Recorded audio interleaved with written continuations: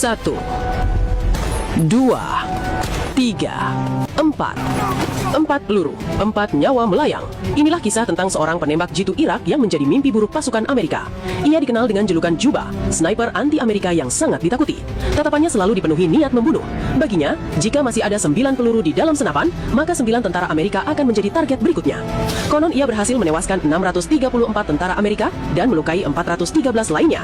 Namun hingga pasukan Amerika ditarik dari Irak, tidak ada yang benar-benar mengetahui identitas aslinya. Bahkan wajahnya pun tidak pernah terlihat jelas. Tahun 2005, di medan perang Irak, 2 penembak jitu Amerika telah bersembunyi di sebuah area selama hampir 20 jam. Mereka mendapat tugas untuk memburu sniper misterius yang kerap membunuh para pekerja di sekitar jalur pipa minyak. Namun selama 20 jam penuh, mereka tidak menemukan satupun jejak musuh. Salah satu dari mereka mulai yakin bahwa tidak ada siapapun di sekitar sana. Cuaca yang sangat panas dan rasa frustasi membuat kesabarannya habis.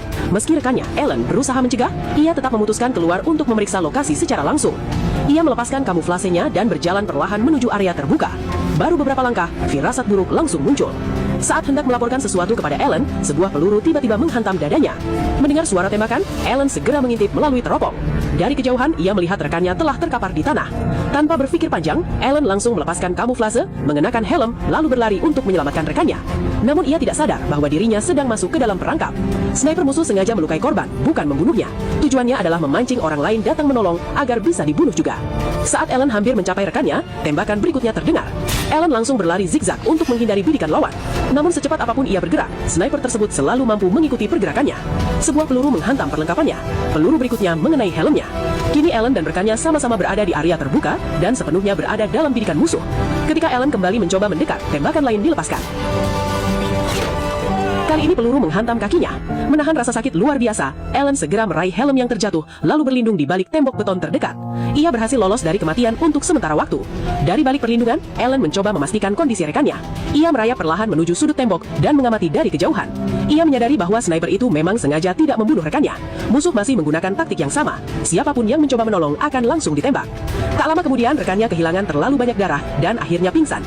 Ellen lalu melihat luka di kakinya sendiri. Ia tahu jika tidak segera ditangani, ia akan mati kehabisan darah. Dengan pisau di tangan, ia menggertakkan gigi dan mulai mencungkil peluru yang tertanam di kakinya. Rasa sakitnya luar biasa, tetapi ia tidak punya pilihan lain. Setelah berhasil mengeluarkan peluru tersebut, ia membalut lukanya dengan perban seadanya. Selesai menangani luka, Ellen segera mengambil radio komunikasi untuk meminta bantuan. Namun saat mencoba menghubungi markas, ia baru sadar bahwa radio itu telah rusak terkena tembakan ketika dirinya berlari menyelamatkan rekannya. Kini situasinya semakin buruk. Jika ingin bertahan hidup, satu-satunya cara adalah menemukan dan mengalahkan sniper musuh. Ellen mulai mencari posisi lawannya. Dengan menggunakan pisau, ia membuat lubang kecil di tembok tempat ia bersembunyi. Setelah itu ia memasukkan cermin pengintai melalui celah tersebut untuk mengamati area sekitar tanpa memperlihatkan tubuhnya.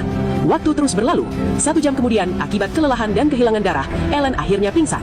Ketika tersadar, suara seseorang tiba-tiba terdengar dari alat komunikasinya. Orang itu mengaku sebagai pasukan bantuan yang sedang menuju lokasi. Ia meminta Ellen memberikan identitasnya dan menyuruh ia menembakkan pistol ke udara sebagai penanda. Ellen merasa ada yang aneh. Jika ia menembak ke udara, posisinya pasti akan langsung diketahui musuh. Namun dalam kondisi putus asa, ia hampir saja menuruti perintah tersebut. Saat jarinya hendak menarik pelatuk, ia mendengar sebuah kata dalam bahasa Inggris yang terasa janggal. Seketika, ia menyadari sesuatu. Orang di radio itu bukan pasukan bantuan. Seseorang telah meretas frekuensi komunikasinya dan berpura-pura menjadi tim penyelamat. Dan orang itu tidak lain adalah sniper musuh yang sedang memburu mereka. Karena penyamarannya terbongkar, sniper tersebut tidak lagi berusaha menutupi identitasnya. Ellen kemudian mencoba memanfaatkan suara yang terdengar melalui radio untuk memperkirakan posisi lawannya menggunakan teropong. Namun sayangnya, badai debu yang berhembus di area itu terlalu tebal sehingga ia tidak bisa melihat dengan jelas. Saat berpindah ke sudut tembok lain, ia melihat sebuah radio berada di area terbuka tidak jauh dari sana. Jika berhasil mengambil radio itu, mungkin ia bisa meminta bantuan sungguhan. Namun masalahnya radio tersebut berada tepat di wilayah yang diawasi sniper.